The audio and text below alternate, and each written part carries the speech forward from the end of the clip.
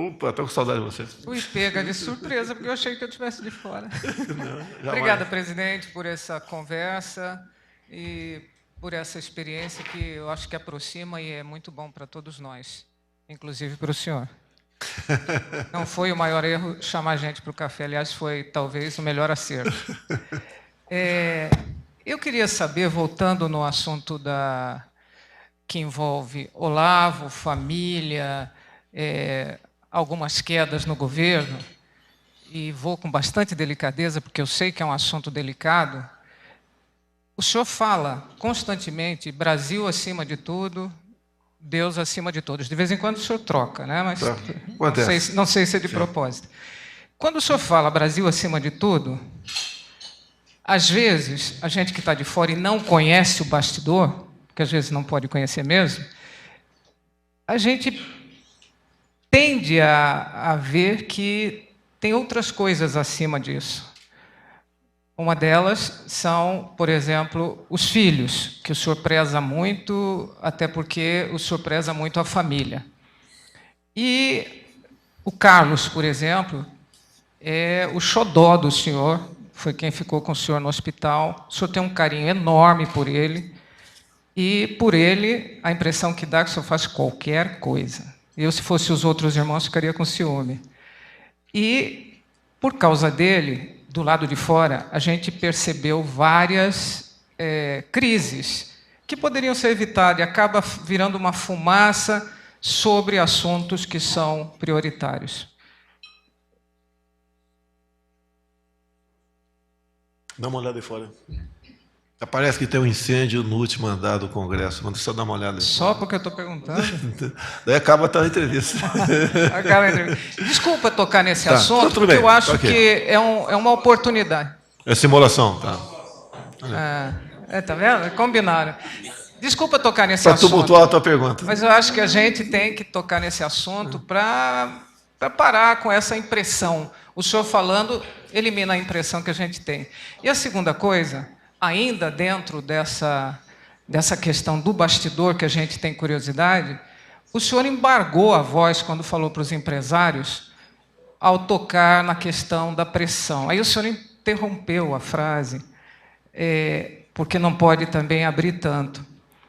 É muito difícil ser presidente? O senhor acha que Deus lhe elegeu, ele escolheu o senhor para ser presidente nesse momento, o senhor repete várias vezes, e ele realmente está preparando o senhor ainda se sente despreparado? Vamos lá. Carlos, né? Eu tenho 3 filhos, né, que conversam comigo. O outro tem 20 anos e uma menina de 8. O cara tem um feeling. Então, o que acontece? O que eu falo para ele? Ele levantou alguns problemas no passado, eu falo o seguinte, ó, a gente tem que dar o tempo para que, ao dar o cartão vermelho para essa pessoa, não ter dúvidas. E tem que deixar a pessoa se enrolar um pouco mais, o linguajar popular. E ele é imediatista. Converso com ele, mas não sigo 100% o que ele fala. Obviamente, é um filho que eu tenho uma atenção especial por ele. Não nego isso daí. Mas, lá atrás, em alguns momentos, ele comprovou que tinha razão. Exagera de vez em quando? Sim, exagera. Porque ele quer ver o caso resolvido rapidamente. Mas está contido esse ímpeto parte dele, até porque falo com ele, né? Uma palavra, uma frase equivocada nossa, você mexe na bolsa, mexe na vida de milhões de pessoas, pode mexer numa relação internacional do Brasil que estava caminhando nesse sentido. E ele entendeu isso aí, tanto é que você pode ver que já tem aí mais de 2 meses que não tem interferência dele nas mídias sociais. Convivo, em alguns momentos suporto e toco o barco. Ser presidente, né? Eu posso te resumir. Tempo atrás, teve uma pessoa no gabinete meu e falou, olha, te encontrei durante a campanha, você falou que ou estaria aqui ou na praia. Eu respondi, me dei mal. Tá? Mas a questão de Deus aqui, isso vai de cada um. Me ajuda a lembrar o nome, por favor, aqui. Alvim, de São Paulo. Alberto Alvim? Roberto Alvim. Então, como eu acordo muito de noite, né? Eu não acordo da mulher, obviamente. Vou para o banheiro lá e fico quietinho, né? Fico ali pesquisando. Há 2 dias o senhor Alvim, de 45 anos de idade, vi uma história dele que a carreira dele artística acabou quando anunciou meu apoio a mim no começo do ano passado, a minha campanha. Arrebentaram com ele. E ele falou do meio que ele vivia, dos problemas, que a gente sabe, não vou entrar em detalhe aqui, né? Esse meio artístico bastante avançado, sempre avançado para a época. E em um dado momento, ele dizendo que era ateu, e foi descoberto lá atrás que tinha um tumor no cérebro. Ele que escreveu a matéria, está aberta para todo mundo aí. Casado com uma católica, e a empregada doméstica da casa, né, a secretária do lar, evangélica, queria fazer uma oração para ele. E ele se desentendeu com essa senhora e a esposa interferiu.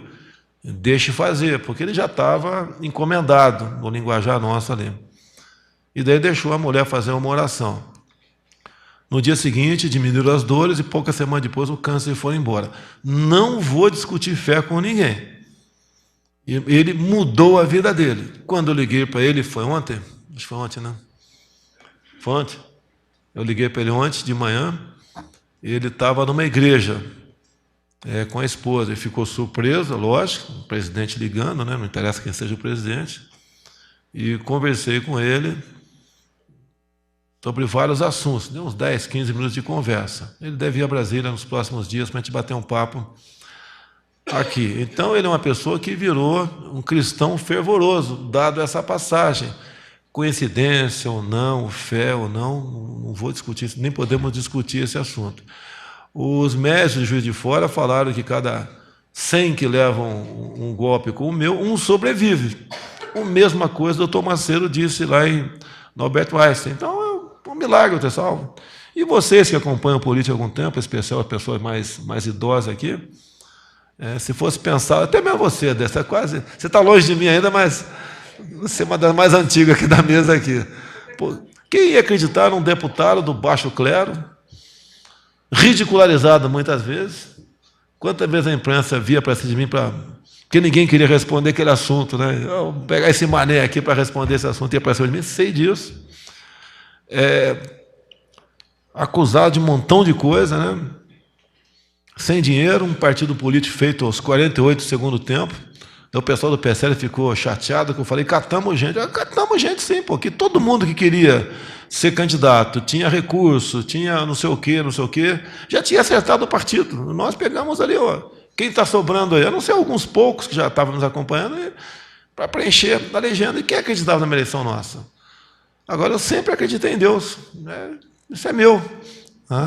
E sempre acreditei muitos chamam a Bíblia como a mala do gato Félix. Você sabe disso, né? Não, você não é tão velho assim, não. Você abriu aquela malinha, tem tudo lá dentro, igual bolsa de mulher. Tem tudo lá dentro, menos o que interessa. Com todo respeito. Então, a Bíblia, você procura, eu já li a Bíblia toda, quando eu estive na fronteira, 3 anos em Newark, não tinha energia elétrica 8 horas por dia, não tinha televisão, apenas rádio, botava 2 bambus assim, de 12 metros, uma antena, eu ouvia a rádio ali. Então, li a Bíblia, eu tinha o WhatsApp, né? E li a Bíblia toda, alguns capítulos chato de ler da Bíblia, chato, né? Moisés, filho de Esaú, que não sei quem, não sei o que, aquela história toda. E Moisés não é filho de Esaú, não escreve não, que eu vou falar que estou falando besteira aqui, tá?